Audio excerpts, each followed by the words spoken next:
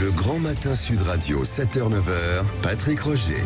7h48 sur Sud Radio. Sud Radio vous explique. Nous sommes avec Arnaud Benedetti, rédacteur en chef de la revue politique et parlementaire. Bonjour Arnaud Benedetti. Bonjour. Évidemment, avec cette réforme des retraites, l'atmosphère s'est électrisée une nouvelle fois. On l'a vu avec plusieurs scènes de violence depuis vendredi soir. Est-ce que Emmanuel Macron va devoir faire face à une forme d'une deuxième déflagration majeure après celle des Gilets jaunes, hein, bien sûr. Est-ce qu'on assiste à une nouvelle forme de contestation avec ce qui s'est passé, Arnaud Benedetti ? Oui, parce que si vous voulez, au début, on a eu une première séquence qui correspondait finalement à une mobilisation sociale classique, massive, profondément encadrée par des syndicats qui avaient retrouvé une forme de regain, j'allais dire, dans l'opinion publique et même en termes de capacité opérationnelle de mobilisation.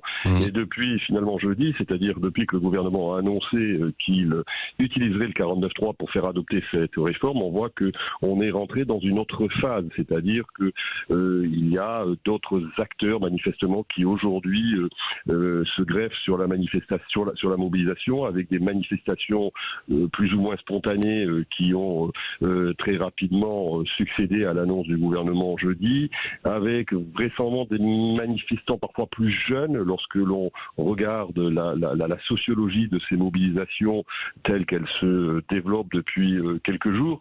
Donc en effet, on rentre dans une autre phase, une phase qui n'est pas uniquement syndicale, qui devient d'une certaine manière assez proche de celle que l'on a pu connaître il y a peut-être en effet quelques années au moment du mouvement des Gilets jaunes, mais avec une composante, j'allais dire, de jeunesse qui me paraît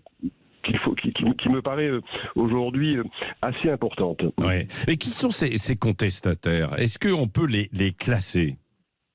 C'est très difficile. Il y a aujourd'hui, au-delà de ceux qui sont bien évidemment opposés à cette réforme depuis le début, c'est-à-dire quand même une grande majorité de Français, il y a aussi, disons, une contestation qui repose sur une forme, j'allais dire, d'anti-macronisme. Finalement, Emmanuel Macron, aujourd'hui, peut-être malgré lui, je n'en sais rien, condense un sentiment sur sa personne très anti-élite, sentiment que l'on avait vu s'exprimer pendant la crise des Gilets jaunes.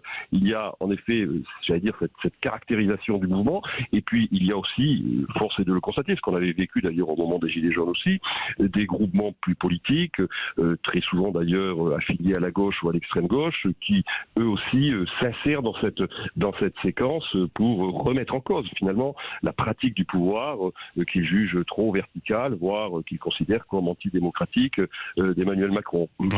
Merci Arnaud Benedetti, rédacteur en chef de la revue politique et parlementaire. Merci pour ces explications dans Sud Radio vous explique ce matin.